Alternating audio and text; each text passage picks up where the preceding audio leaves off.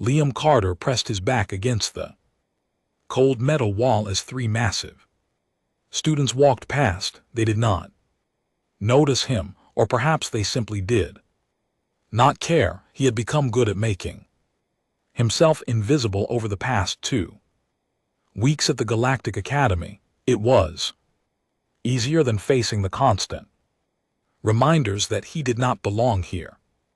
The hallway stretched before him like a tunnel of gleaming silver and blue lights. Hundreds of students from dozens of species moved between classes. There were the Dreenids with their scaled skin and towering frames, the Quicksilver runners who moved so fast they appeared as blurs, and the Mindwavers whose eyes glowed faintly as they communicated telepathically.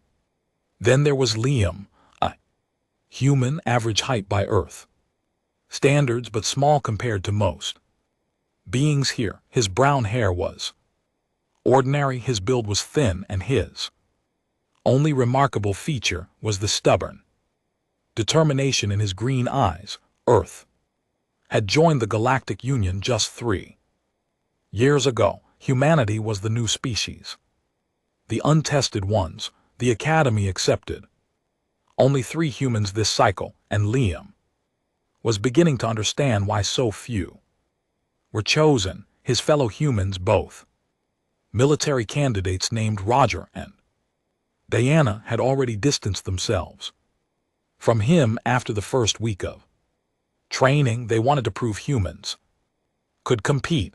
Liam was proof that maybe they could not. That he made his way to the combat training hall, knowing what waited for him there.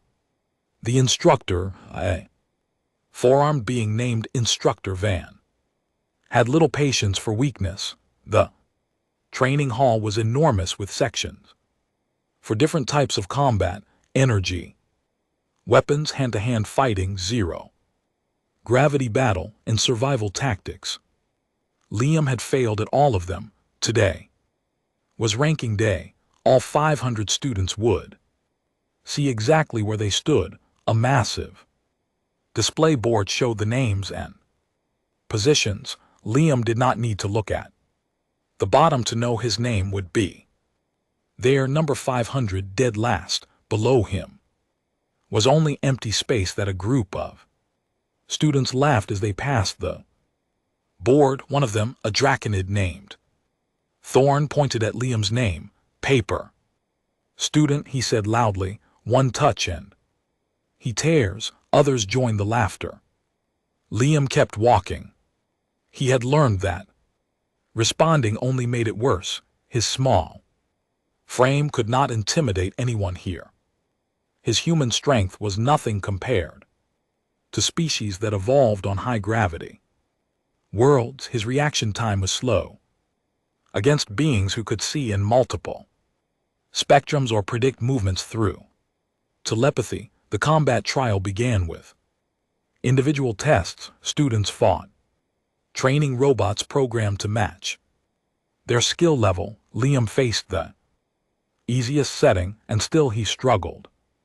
The robot moved with mechanical precision, blocking his punches, sweeping his legs. He hit the mat hard, the impact knocking the air from his lungs. Around him, other students defeated their opponents in seconds. Some fought multiple robots at once. When the trial ended, Liam had the worst score. Again, Instructor Van did not even look disappointed anymore, just resigned. Carter, you need to improve or you will not survive the proving grounds. Next month, the instructor said. I cannot lower the standards for you. Liam nodded. He knew the proving grounds was a survival challenge that every student must pass. 3 days in a hostile environment sector. No exceptions, no second chances. Fail and you leave the academy. Many students believed Liam would not return. After training, he limped to the medical bay. His ribs were bruised from hitting the mat repeatedly. The medical staff healed him quickly. with advanced technology that Earth did not yet possess. Physical injuries were easy to fix. The shame was harder to treat. That evening Liam sat alone in the massive dining hall. Meals were communal, designed to encourage interaction between species, but Liam ate by himself at a corner table. He noticed a small Rudican student struggling to carry a tray with injured arms, likely from training. Without thinking, Liam stood and helped carry the tray to the student's table. The rootkin, a plant-based being named Moss, looked surprised but grateful. "Thank you," Moss said quietly. "Not many notice when others need help here." Liam shrugged. "Seemed like you could use a hand." Moss studied him. "You are the human who ranks last. Why do you stay? Most beings would leave rather than face such dishonor." It was a fair question. Liam had asked himself the same thing many times, because giving up is worse than failing. He said finally, "Maybe I'm not strong or fast, but I can choose not to quit." That night, unable to sleep, Liam wandered the academy. His curiosity led him to the library archives, a vast repository of knowledge from thousands of worlds. He loved it here. Unlike the training halls, the library did not judge him. He could learn about alien cultures, study their histories, understand their perspectives, while searching through old station blueprints. For a class project, he found something odd, a ventilation shaft that led to lower levels not marked on the official maps. The academy had restricted areas, but this seemed different, forgotten rather than forbidden. His curiosity won over caution. Liam found the access panel and crawled into the shaft. It was cramped and dark, lit only by occasional maintenance lights. He followed it down deeper into the station than students normally went. The air grew colder. Strange sounds echoed through the metal walls. Finally, the shaft opened into a large chamber. Liam dropped down and found himself in what looked like a containment area. Massive, reinforced cells lined the walls. Most were empty, but at the far end, in the largest cell, something moved. Liam approached slowly. His eyes adjusted to the dim light, and his breath caught in his throat at a creature unlike anything he had seen before. Lay chained in the center of the cell. It was enormous, easily 3 times the size of an earth grizzly bear. Its body was covered in thick fur that might have been silver or gray, matted and dirty. The shape was wolf-like, but far more massive and powerful. Energy restraints bound its legs, and a muzzle covered its jaws. But what struck Liam most were the eyes. They were intelligent eyes, aware eyes filled with pain and rage, and something else, loneliness. The creature noticed him, its body tensed, muscles coiling beneath the fur. A low growl rumbled from behind the muzzle. This was a predator, a killer, something that could tear Liam apart without effort. Liam should have her on. Every survival instinct screamed at him to flee back through the ventilation shaft, but he had spent 2 weeks being treated as less than others, being seen as weak and worthless. He knew what it felt like to be alone and hurting. That he saw the malfunctioning water dispenser in the corner empty. He saw the wounds where restraints had rubbed the creature's legs raw. He saw nutrient paste in a feeding trough, the kind given to animals rather than thinking beings. "Hey there," Liam said softly, his voice barely above a whisper. "Looks like you are having a worse day than me." Growling stopped. The creature's eyes focused on him with sudden intensity. as if surprised that anyone would speak to it with kindness rather than fear. Liam took one step closer to bars. Security guards found the cell empty of visitors 3 hours later during their routine check. They never knew Liam had been there. He had stayed for an hour, sitting outside the energy barrier, talking quietly to the creature who watched him with those intense, intelligent eyes. When footsteps echoed in the distance, Liam had slipped back through the ventilation shaft. Now lying in his small dormitory bed, he could not stop thinking about what he had seen. The creature was clearly suffering. The next morning, instead of going directly to training, Liam detoured to the medical supply room. He took basic wound treatment supplies, the kind used from minor training injuries. Nobody questioned him. Students got hurt every day. That he also saved portions of his breakfast, real food, not the nutrient paste he had seen in that feeding trough. He wrapped it carefully and hid it in his training bag. That day, training was particularly brutal. Instructor Van had them practice zero gravity combat. Liam tumbled helplessly, while other students moved with grace and control. He slammed into walls, lost his orientation, and triggered every safety protocol. Thorne and his friends found it hilarious. Maybe humans evolved in high gravity. Thorne joked loudly. That is why he falls so much here. He is used to being pressed into the ground.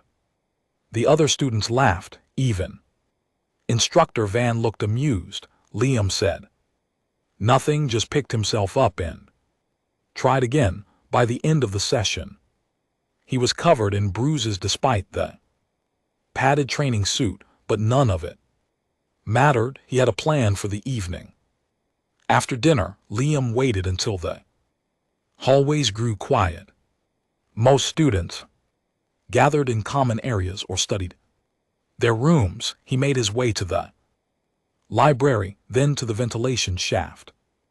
This time he brought a small light, the medical supplies, and the food he had saved. The descent was easier now that he knew the path. He emerged into the containment chamber and approached the cell. The creature was awake, lying in the same position as before. When it saw Liam, something changed in its expression. Recognition perhaps, or curiosity. I brought you some things, Liam said quietly. He held up the water container he had brought. Your dispenser is broken. Thought you might be thirsty. He placed the container near the energy barrier.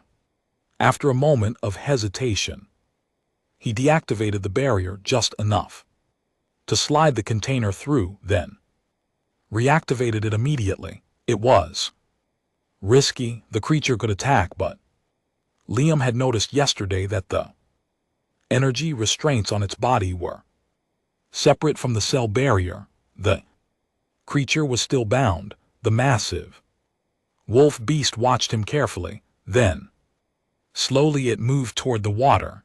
The restraints clinked as it shifted position. It lowered its muzzled head, and Liam realized the problem. The muzzle prevented it from drinking properly. Without thinking, Liam deactivated the barrier again and stepped inside the cell. The creature froze. Every muscle in its body went tense. Liam could feel the danger radiating from it like heat. This being could kill him in a heartbeat. Restraints or not, one swipe of those massive paws would end him. I'm going to help you drink, Liam said, keeping his voice calm. I know you probably do not trust me. I will not trust me either if I were you, but you need water and I can help with that. He picked up the container and slowly approached. The creature's eyes followed his every movement. Up close, Liam could see the Details he had missed before: the fur was matted with old blood and grime.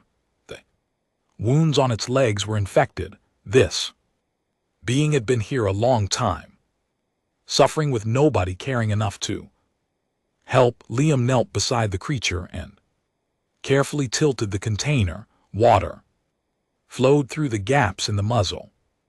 The creature drank desperately, like it had been thirsty for days. When the container was empty, it looked at Liam with an expression he could not quite read. Better? Liam asked. I brought food too. Real food, not that paste they give you. He pulled out the wrapped portions from his bag: protein bars, fruit, things he had taken from his own meals. He broke them into smaller pieces and fed them through the muzzle. Carefully, the creature ate slowly, as if savoring each bite while it ate. Liam examined the wounds on its legs. These look bad, he said. I have some medical supplies, basic stuff, but better than nothing. This is going to sting a bit. He applied the antibacterial treatment to the raw areas where the restraints had cut into skin. The creature flinched but did not pull away.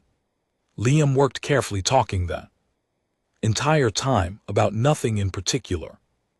About Earth, about how strange it was to be surrounded by aliens, about his terrible performance in training. I ranked last today again, he said while wrapping clean bandages around one leg. 500 out of 500. Everyone thinks I should quit. Maybe they are right, but something in me just refuses to give up. You know, even when it makes no sense to keep trying. The creature made a sound, low and rumbling, but different from they growled before, almost like it understood. Liam finished treating the wounds and sat back. I do not know what you are or why you are here, he said, but I know what it feels like to be alone, to have everyone look at you like you are worthless. So I guess I will keep coming back if that is okay with you. Bring you water and food, maybe talk a bit. You do not have to respond or anything, just, you know, you should not have to suffer like this. The creature stared at him for a long moment, then deliberately it lowered its massive head and rested it on the ground near Liam's leg, not touching but close, a gesture of acceptance perhaps, or trust. Liam smiled. I will take that as a yes. I should give you a name. I cannot keep calling you creature in my head. You remind me of old Earth legends, wolves and great beasts. How about Fenris? That was a wolf from old stories. Powerful and dangerous, but also loyal. The creature Fenris made that rumbling sound again, its eyes closed halfway, almost peaceful. Liam stayed for another hour just sitting with Fenris in comfortable silence. When he finally left, promising to return tomorrow, he felt something he had not felt since arriving at the academy. Purpose. He might be the worst student in combat, tactics and physical ability, but he could do this. He could show kindness to a suffering being that had to count for something. 2 weeks passed in a rhythm that gave Liam's life meaning beyond daily humiliation and training. Every night he descended into the containment area. Every night he brought Fenris water, food, and medical supplies. Wounds on Fenris's legs began to heal properly. The matted fur slowly became cleaner as Liam carefully groomed the areas he could reach. But more than they physical care, something deeper was forming between them. Liam talked and Fenris listened. Sometimes Liam wondered if the massive wolf beast understood everything he said, or if it simply appreciated the company. Either way, those hours spent in the containment cell became the best part of Liam's day. During the day, things got worse. The proving grounds approached.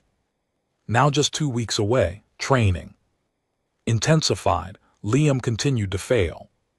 Every exercise, his ranking remained unchanged, 500 out of 500. Other students stopped mocking him directly, which somehow felt worse. They had moved from ridicule to pity, treating him like someone already gone. One night, Liam arrived at the containment cell bruised and limping worse than usual. Instructor Van had paired him against Thorne in combat training. The match lasted less than 30 seconds. Thorne had pulled his punches. Everyone could see it, but even restrained blows from Adrenid were devastating to a human. "Hey, Fenris," Liam said tiredly as he slipped into the cell. "Rough day." Finish's eyes tracked the way Liam moved, noting the injuries. The massive creature made a low sound, concerned and angry at once. "I am okay," Liam said, sitting heavily against the wall. "Just tired of being weak. Tired of everyone knowing I'm going to fail the proving grounds. Even I know it. How am I supposed to survive 3 days in a hostile environment when I cannot last 30 seconds in a training match?" He pulled out the food he brought, but found he had no appetite. Instead, he just sat there for the first time since coming here, feeling truly defeated. Maybe everyone was right. Maybe he should quit before the proving grounds and save himself the humiliation of being carried out on a stretcher, or worse. Fenris moved closer, restraints clinking. The wolf beast positioned himself so that Liam could lean against his side. The fur was thick and warm. Liam found himself talking about things he had kept inside. "I thought I could make a difference. You know," he said quietly. "Earth is new to all this. We have so much to prove. I wanted to show that humans belong here, that we can contribute, but instead I am just proof that we are fragile and weak. My fellow humans will not even talk to me anymore. I am an embarrassment to my whole species." Fenris rumbled, a sound that vibrated through his massive chest. Liam felt it more than heard it. "You have been through worse, though," Liam continued, absently running his hand through Fenris's fur. "I found some old records in the library, took some digging, but I wanted to understand.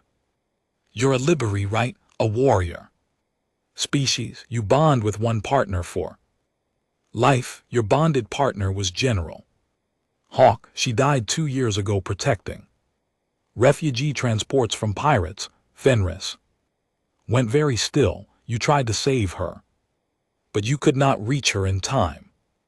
After she died, you went on a rampage, destroyed 3 pirate ships by yourself. They finally subdued you and brought you here. The Galactic Union did not know what to do with you. Too dangerous to release, too valuable to execute. So they just chained you up and left you here, hoping you would eventually bond with someone new." Liam felt moisture on his hand and realized Fenris was crying. Tears ran down the wolf beast's muzzled face. In that moment, Liam understood the depth of Fenris's pain. The Luperi bonded for life. Losing that bond was like losing part of yourself. The rage had been grief. The violence had been pain with nowhere to go. "I am sorry," Liam said softly. "I'm so sorry you lost her. I am sorry they left you alone down here to suffer. You did not deserve that. You were grieving and they punished you for it." Fenris turned his massive head and looked directly into Liam's eyes. In that gaze, Liam saw recognition. 2 beings who felt broken, worthless, alone. Different species, different circumstances, but the same core pain. Neither of them belonged anywhere. Both of them were judged as failures. We are quite a pair, Liam said with a sad smile, the worst student in the fallen warrior. Nobody wants either of us. Something changed in Fenris's expression. The pain was still there, but also something else, determination. Decision. The wolf beast made a sound, softer than before, almost questioning. What is it? Liam asked. Fenris moved his head deliberately, pressing his muzzled nose against Liam's chest right over his heart. Then he pulled back and held Liam's gaze. The meaning was clear, even without words, a choice, an offer. Liam's breath caught. Are you choosing me for a bond? Fenris rumbled affirmatively. But I am nobody, Liam protested. I am weak. I cannot protect you or fight alongside you properly. You deserve a warrior, someone strong, someone worthy. Fenris made a sharp sound, almost like disagreement. He pressed his nose to Liam's chest, again insistent. Then he did something that made Liam's eyes widen. Fenris pulled against the restraints, not in rage or escape attempt, but deliberately, making noise, creating a disturbance. Alarms began to blare. Fenris had triggered the security protocols. What are you doing? Liam asked, panicked. They will find me here. Fenris simply looked at him with calm certainty. This was deliberate. He was forcing the issue, making the choice undeniable and public. If Liam tried to run, he would make it clear they were bonded. If Liam stayed the same, there was no hiding this anymore. Heavy footsteps echoed the corridor, multiple guards running. Liam stood up, his heart racing. He could still escape through the ventilation shaft if he moved now, but looking at Fenris, at the determination and trust in those eyes, he could not do it. Okay, Liam whispered. Okay, if you choose me, then I choose you too. The cell door burst open. 6 guards in full combat armor rushed in, weapons raised. They froze when they saw Liam standing in the cell with Fenris, massive loopers, head lowered in a protective posture near the human student. Step away from the prisoner, the lead guard shouted. Fenris growled, a sound that shook the walls. His eyes blazed with protective fury. The message was clear. Touch Liam and face the consequences. The guard's weapon wavered. How did you get in here? What have you done? Before Liam could answer, Fenris spoke. His voice was deep and rough from disuse, but the words were clear in galactic common. Mine, he said, the single word carrying absolute conviction. He is mine. The guard stared in shock. Fenris had not spoken in 2 years, and now his first word was a bond claim on the weakest student in the academy. The High Council chamber was built to intimidate, circular and vast, with seats rising in tiers around a central platform where the accused would stand. Liam stood there now, feeling smaller than ever. Above him sat 7 council members representing the major species of the Galactic Union. Their expressions ranged from confusion to anger to curiosity. Fenris sat beside Liam, still restrained but calmer now. The guards had not dared to separate them after Fenris's declaration. The wolf beast's eyes swept the council, watchful and protective. Elder Reed, the council head, leaned forward.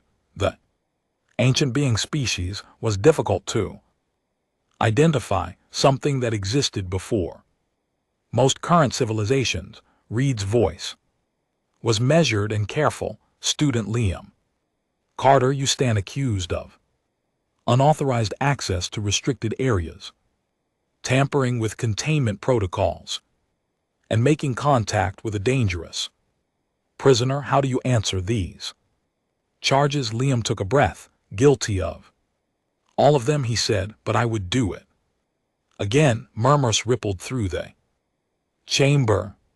Counselor Vex, a dreamed representative, slammed a clawed hand on his desk. You admit your crimes with no remorse. This creature killed 17 beings. During his rampage, he was contained for the safety of all. You risked everyone in this station with your foolish actions. He was suffering, Liam said, finding his voice stronger now. I found him by accident, but once I saw him, I could not just walk away. He had infected wounds, no clean water. He was being treated like an animal instead of a person. I only wanted to help. Counselor Iris, a mind weaver, spoke. Next, we have reviewed security footage.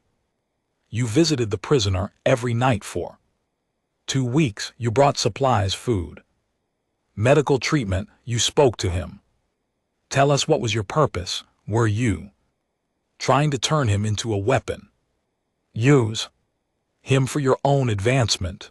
The question stung, but Liam understood why they asked. No, he said, I just saw someone alone and in pain. I know what that feels like. I am the worst student here. Everyone reminds me every day. I thought maybe Fenris and I could at least not be alone together. Fenris? Elder Reed asked. The name I gave him. He seemed to like it. Fenris rumbled in agreement. Counselor Vex stood. Lupri bonding is sacred. It cannot be forced or manipulated, but this makes no sense. Fenris was bonded to one of our greatest generals. Now he chooses a student who ranks last in every category, a human with no combat ability, no tactical value, no apparent worth. The words hurt because they were true, but before Liam could respond, Fenris moved. The massive Lupri rose to his feet, restraints clinking. When he spoke, his voice filled the chamber. You see no worth because you measure wrong things, Fenris said. Every council member went silent. You measure strength in muscles and weapons, speed and reflexes, value and victories. You are fools. Elder Reed raised a hand before the other counselors could protest. Continue, Fenris. You have been silent for 2 years. We would hear what you have to say. Fenris's eyes swept the council. My bonded partner, General Hawk, was strong. She won battles and led armies, but you know what made her worthy of my bond? She saw me as more than a weapon. She valued kindness over conquest. She protected the weak instead of just defeating the strong. He turned to look at Liam. This human has those same qualities. He is the only being in 2 years who looked at me and saw someone worth caring about. Not a tool, not a threat, a person. Counselor Iris studied Liam with glowing eyes. I must verify there was no manipulation. Student Carter, submit to a mental scan. Liam nodded. He had nothing to hide. The Mindwaver's consciousness touched his own, a strange sensation, like fingers brushing through his thoughts. Iris examined his memories of the past 2 weeks, saw him sneaking supplies, treating Fenris's wounds, talking about his own failures and loneliness, saw genuine compassion with no ulterior motive. Iris withdrew and addressed the council. The human speaks truth. His actions were motivated purely by kindness. He expected nothing in return. He did not even know bonding was possible until Fenris initiated it. That does not change the fact that this pairing is ridiculous. Counselor Vex argued. Fenris is meant for a warrior, not a student who cannot pass basic combat trials. The human will die in approving grounds, and we will have lost a valuable asset when Fenris goes mad. With grief again, I will not die, Liam said quietly, not if Fenris is with me. You have 2 weeks until the proving grounds, Vex countered. 2 weeks will not turn you into a warrior worthy of a Lupery bond. Elder Reed raised a hand for silence. The bond has been declared by Lupery law, which the Galactic Union respects. It cannot be denied or broken. Fenris has chosen. The question before us is not whether to allow the bond, but what conditions to place upon it. The council debated for hours. Liam stood throughout, legs aching, but he refused to show weakness. Fenris remained at his side, a solid presence. Finally, Elder Reed spoke the council's decision. Fenris will be released from containment. The bond will be formalized. However, Student Carter, you'll be held responsible for Fenris's actions, any violence, any loss of control, and both of you will face severe consequences. You will wear a monitoring device that tracks Fenris's emotional state. If he begins to rage as he did before, you will be separated immediately. He will not rage, Liam said with certainty. Not while I am here. We shall see. Elder Reed said the restraints will be removed in a formal bonding ceremony tomorrow. Until then, Fenris will remain in a holding cell, a comfortable one with proper care. You may visit him under guard supervision. As guards led them from the chamber, Liam felt the weight of what had happened. The entire academy would know. By morning, the weakest student had bonded with the most dangerous creature in the facility. Some would fear him. Now others would resent him. Many would see it as cheating. Gaining power he did not earn, but walking beside Fenris, feeling the connection forming between them like invisible threads, Liam knew one thing with absolute certainty. He was not alone anymore. Neither was Fenris. Whatever came next, they would face it together. That night, in a properly equipped holding cell with clean water and real food, Fenris spoke to Liam privately. You understand what this bond means. I will fight for you, die for you if needed, but I cannot make you strong. I cannot change what you are. I know, Liam said, but maybe what I am is enough. Maybe being kind is its own kind of strength. Finish's eyes gleamed. My previous bonded partner believed that she was right. I think you're right too. Tomorrow we become truly bonded. Are you ready? Liam smiled. Despite his nervousness, ready as I will ever be. The bonding ceremony happened at dawn in the Academy's ceremonial hall. Ancient Lupery traditions required witnesses, so the entire student body attended. Liam stood in the center of the hall wearing simple ceremonial robes. Fenris faced him, finally free of all restraints for the first time in 2 years. The massive wolf beast looked magnificent without chains.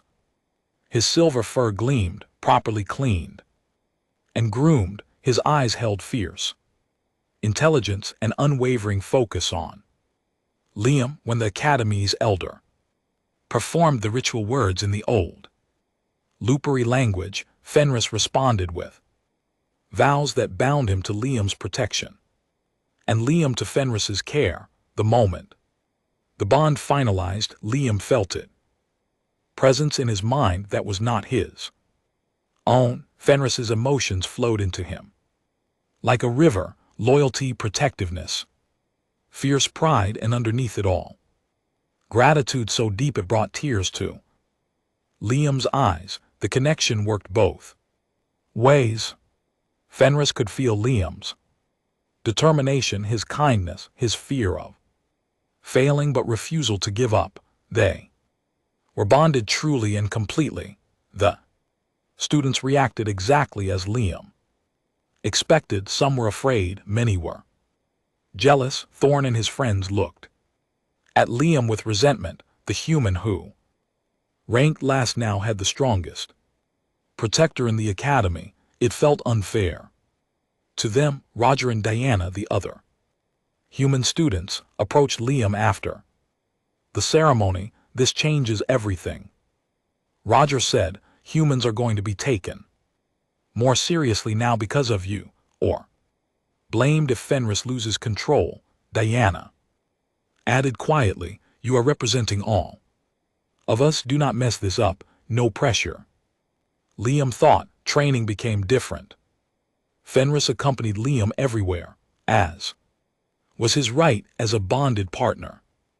Instructor Van had to adjust combat trials because nobody wanted to fight Liam when Fenris watched from the sidelines. I was promising terrible consequences for anyone who truly hurt his bonded partner, but Liam quickly made something clear. Fenris cannot fight for me in the proving grounds, he told the instructor. The rules allow bonded partners to accompany students, but I will not use him as a weapon. He is my partner, not my shield. This confused everyone. What was the point of bonding with a powerful looper if you did not use that power? But Liam understood something others did not.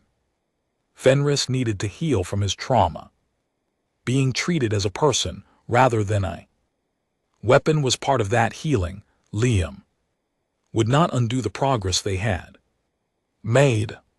The proving ground arrived faster than Liam wanted. He was placed on a team with 4 other students assigned randomly. The team gathered the night before deployment to plan their strategy. Thorn was on his team.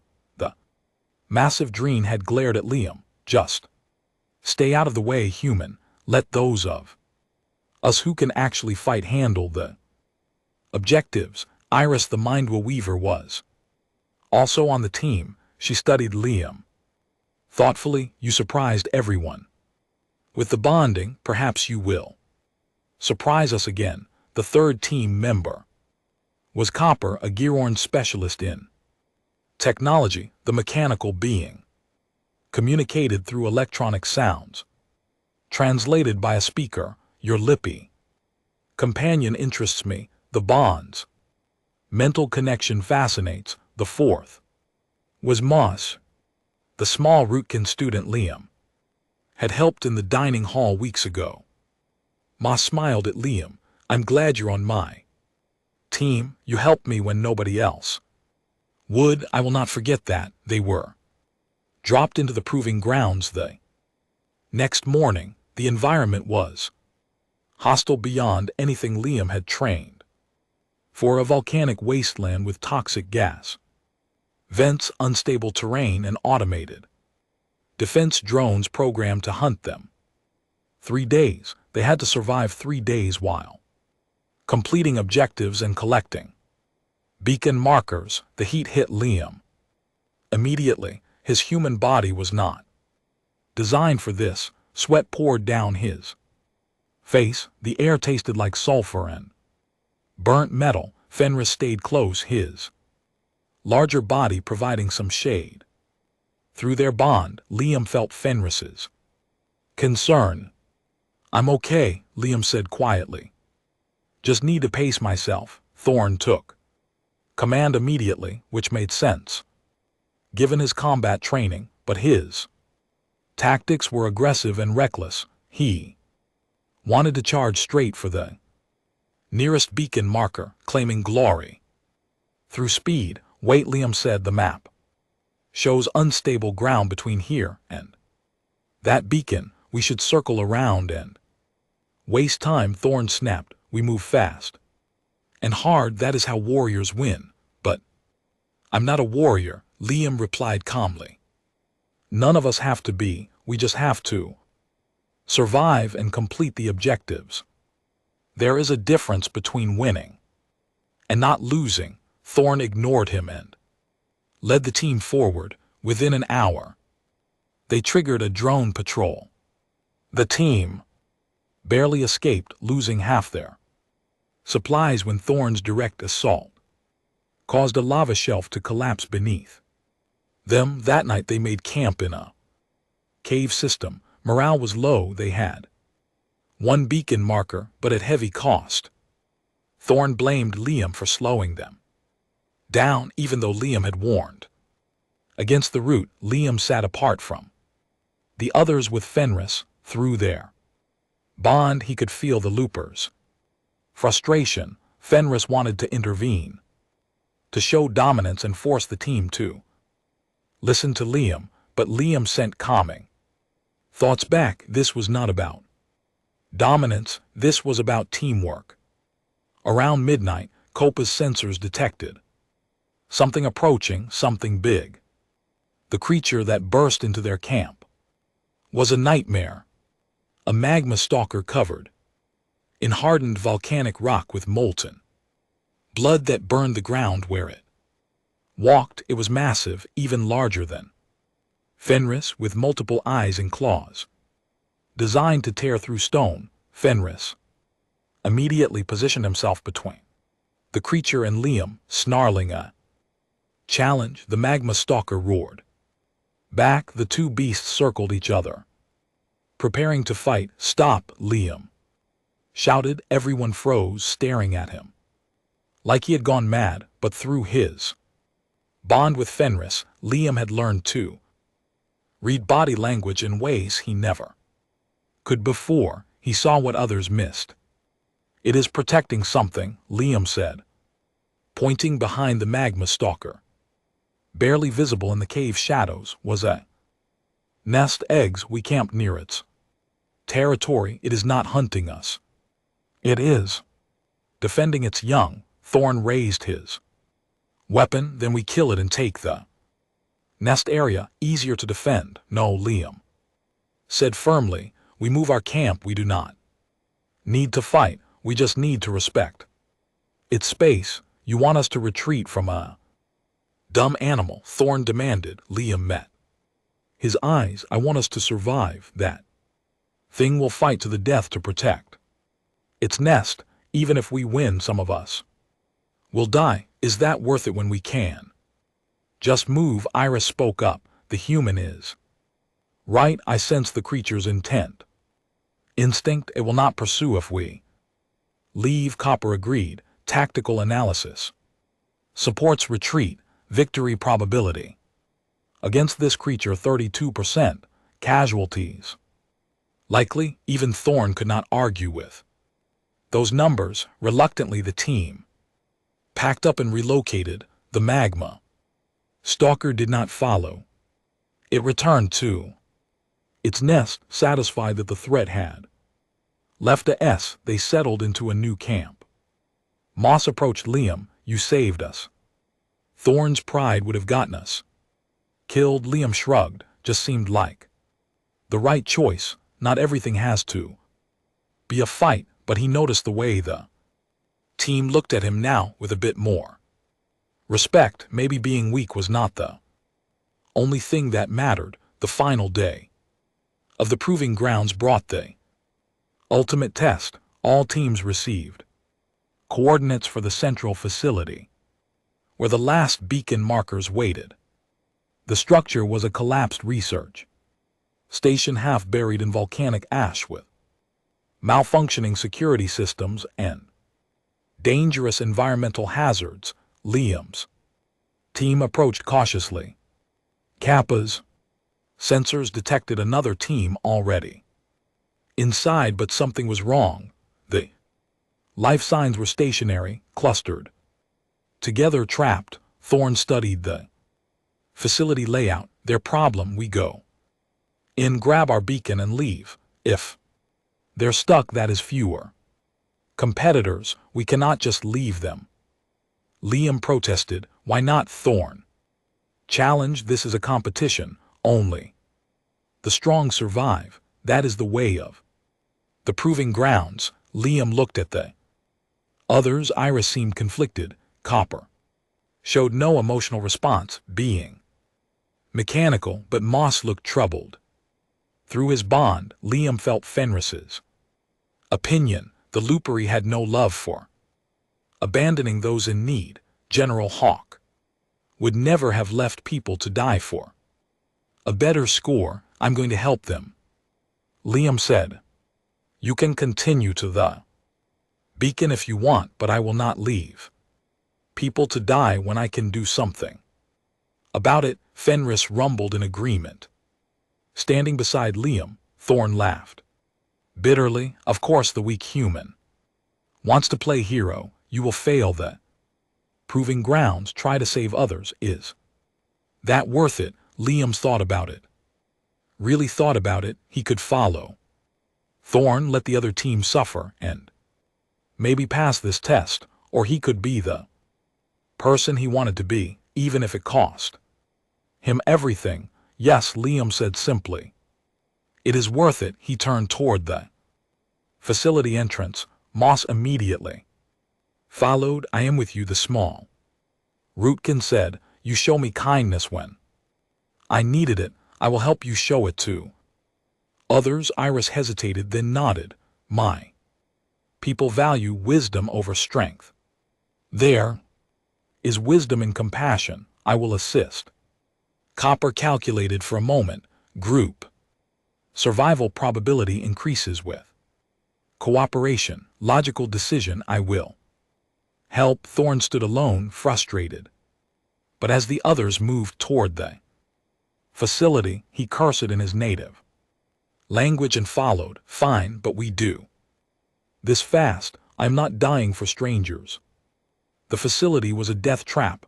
Automated turrets tracked movement. Floors had collapsed, creating deadly drops into molten chambers below. The life support systems were failing, filling sections with toxic gas, and in the center, pinned down by all of it, was another team. Liam recognized them immediately. Roger and Diana, his fellow humans, along with 3 other top-ranked students. They had tried to take the direct route and triggered every security system at once. Now they were trapped in a central room with no way out. Roger's eyes widened when he saw Liam. You came for us, of course, Liam said. We are all in this together. He quickly assessed the situation. His team could not simply fight their way through, but they each had different abilities. Liam formed a plan using everyone's strengths. Copper used technical expertise to hack into the security systems, creating safe corridors through the turret fire. Iris used mental abilities to coordinate everyone's movements precisely, allowing split-second timing. Moss used nature-based powers to create air filters from plant matter, letting them breathe in the toxic sections. Thorn and Fenris provided the raw physical strength to break through block passages and carry injured students, and Liam led the operation not through combat prowess or physical ability, but through tactical thinking and the ability to see how each person's strengths could work together. He saw patterns others missed. He understood that sometimes the best solution was not the strongest attack, but the smartest approach. They reached the trap team and began extraction. Piece of collapsed ceiling had pinned one student's leg. Thorn and Fenris worked together to lift it while Moss provided medical aid. Copper disabled the turrets, threatening their escape route. Iris maintained mental communication, keeping everyone coordinated. The facility began collapsing around them as they made their escape. Ancient support structures, weakened by years and their intrusion, finally gave way. They ran together, 2 teams united, carrying the injured and supporting each other. They burst from the facility moments before it collapsed. completely into the volcanic wasteland. 9 students stood in the ash and heat. Exhausted but alive, Roger approached. Liam, shame on his face, I avoided you. Because I thought you made humans look weak, Roger said quietly, but you just showed more courage than I ever did. Thank you, Diana nodded in agreement. We owe you our lives. Both teams shared the beacon markers. Their final scores would be lower than if they had competed alone, but everyone passed the proving grounds. More importantly, everyone survived. When they returned to the academy, the High Council reviewed the trials. Elder Reed addressed the assembled students at the recognition ceremony. Liam stood with his team, Fenris at his side. The proving grounds tests your ability to survive hostile conditions, Elder Reed said, but survival is not just about individual strength. The highest scoring team completed all objectives in record time. Through ruthless efficiency, they will be recognized for their achievement. Team of elite students stepped forward to receive honors. They looked proud and deserving. However, Elder Reed continued, there is another team we wish to acknowledge. Student Liam Carter and his team scored lower than many others. They sacrificed speed and efficiency to rescue trapped competitors. By our traditional metrics, they performed adequately but not exceptionally. Liam felt his heart sink. He had expected this. He made his choice, knowing it might cost him recognition. But the Galactic Union was not built on ruthless competition, Elder Reed said, his ancient eyes sweeping the assembly. It was built on cooperation between different species, on valuing all beings, on understanding that true strength includes compassion and wisdom, not just combat ability. The elder looked directly at Liam. Student Carter, you entered this academy ranking last in every physical measure. You still rank last. You're not the strongest, the fastest, or the most skilled warrior, but you have demonstrated something equally valuable. You inspire others to be better. You protect the vulnerable. You see worth in all beings, even those others have discarded. Fenris rumbled with pride through their bond. Your bonding with Fenris shocked many, Elder Reed continued, a Lupari warrior. Choosing the weakest student made no sense, but Fenris saw what we missed. He saw strength of character, the same compassion that led you to care for a suffering prisoner led you to risk failure to save fellow students. That is the spirit the Galactic Union needs. The elder raised his hand in formal recognition. The High Council grants student Liam Carter and his team the Medal of Unity, awarded to those who exemplify cooperation and compassion. This honor is rarely given, as we usually celebrate individual achievement, but you remind us why we formed a union in the first place. The assembly erupted in applause. Not everyone was happy about it. Thorne looked uncomfortable but accepting, but many students showed genuine respect. Even those who had mocked Liam before could not deny what he had done. After the ceremony, Liam sat with Fenris in a quiet corner of the academy grounds. The massive Lupari rested his head on Liam's lap. Content. We did it, Liam said softly. We survived. We did more than survive. Finish replied. We proved that strength comes in many forms. My previous bonded partner taught me that. You reminded me of it. I chose well. Liam smiled. I'm still going to rank last in combat trials, probably, Fenris agreed.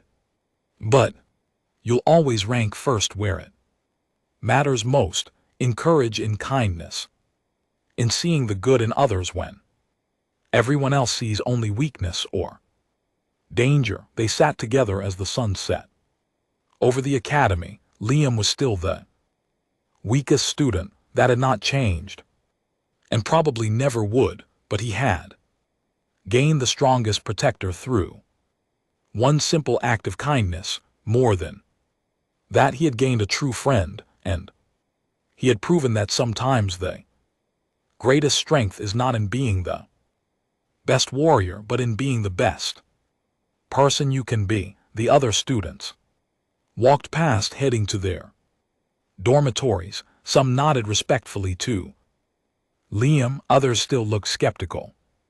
That was okay. Liam did not need everyone to understand. He just needed to stay true to who he was.